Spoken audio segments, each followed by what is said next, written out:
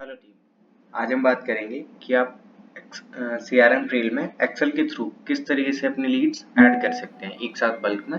कैसे आप अपनी लीड्स का डाटा इंपोर्ट कर सकते हैं। तो फर्स्ट आपको ना असाइन पे जाना है। यहाँ पे असाइन पे जाने के बाद आपके पास ऑप्शन होता है इंपोर्ट बटन पे आपको क्लिक करना है और यहाँ पे अपलोड फाइल स्टेप 1 पे आपको क्लिक करना है। उसके लिए आपके पास ना अलग अलग ऑप्शन होते हैं। Import new data for SO यानी sales officer, import new data for caller, import new data for TL, import new data for manager। ठीक है, जिस भी रोल के लिए आप वो लीड्स अपलोड करना चाहते हो वो उस रोल के लिए आपको वो टेम्पलेट डाउनलोड करना होता है। जैसे मैं एसओ के लिए अभी डाउनलोड कर लेता हूँ। यहाँ पे डाउनलोड टेम्पलेट, आपने टेम्पलेट डाउनलोड किया, फिर इस एक्सेल को आपको ओपन करना होता है। ठीक है, ये एक प्रॉपर फॉर्मेट आपका निकल के आ जाता है कि क्या क्या डिटेल्स आपको फिल करनी होती हैं। जैसे मैं आपको एक दो लीड्स ऐड करके दिखाता हूँ। यहाँ पे कस्टमर का मोबाइल आपको फिल करना होता है। ठीक है, आपने नंबर डाला, फिर उसके बाद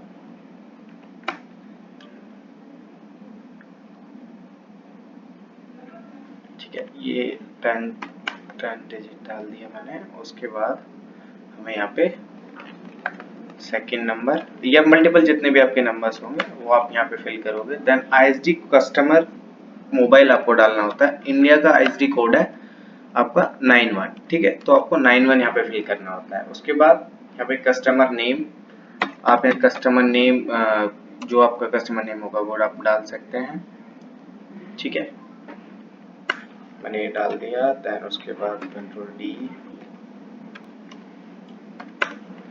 ठीक है, नेक्स्ट ये जितने भी आपको येलो फील्ड दिख रहे हैं ना, ये फिल करने मैंडेटरी हैं, बाकी आप स्किप कर सकते हैं। कस्टमर ईमेल अगर आपके पास है तो लिख सकते हैं, डेजिग्नेशन, रिमार्क वगैरह।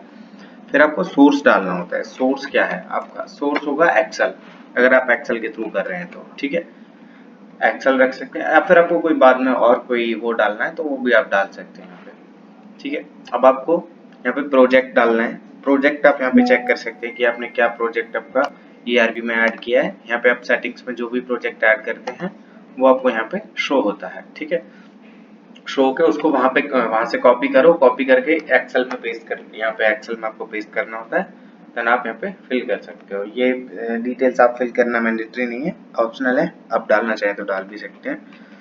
फिर आपको यहाँ पे स्टेटस लिखना होता है, लीड का स्टेटस, किस स्टेटस पे उस लीड्स को आपको रखना है। उस लीड्स को आपको अनअसाइन पे डालना है, यानी किसी के पास वो असाइन नहीं है बट स्टिल सभी पर्सन को वो शो होगी जो जिस लीड पे काम करना चाहता है उस पे कर सकता है। एंड असाइंड हो गया, आप एक पर्टिकुलर पर्सन को जो लीड असाइन कर दोगे इससे, वो लीड उसी को असाइन हो जाएगी। ठीक है, देन उसके बाद डायरेक्ट आप एक्सेप्टेबल स्टेज पे डालना चाहते हैं किसी पर्सन के, फॉलो अप पे डालना चाहते हैं, विन पे डालना चाहते हैं, या फिर डायरेक्टली इसको ड्रॉप करना चाहते हैं।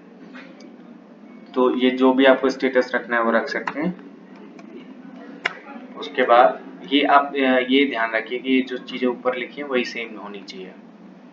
ठीक है, उसके बाद यहाँ पे आपके पास ऑप्शन होता है SO employ ID R column में। ठीक है, यहाँ पे जिस SO को आपको लीड असाइन करना चाह रहे हो उसका ID आपको यहाँ पे डालना होता है। ठीक है,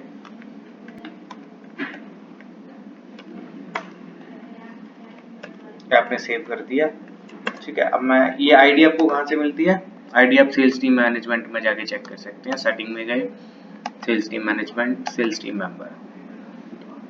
ठीक है, यहाँ रोल होता है एम्प्लॉय का, यहाँ उसका नेम एंड इसी के साथ में उसकी एम्प्लॉय आईडी होती है। ठीक है, अब मैं किसी एक सेल्स ऑफिसर की एम्प्लॉय आईडी उठा लेता हूँ, जैसे टेस्ट है इसकी उठा ली मैंने, ये मैं डाल देता हूँ फिर।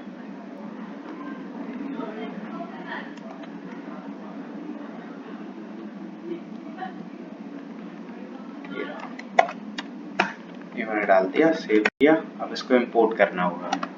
हम दोबारा असाइन में गए, असाइन में जाने के बाद यहाँ पे इंपोर्ट पे गए, इंपोर्ट फाइल स्टेप 1 पे गए। जिस टेम्पलेट को हमने डाउनलोड किया था जहाँ से, वहीं पे उसको अपलोड करना है।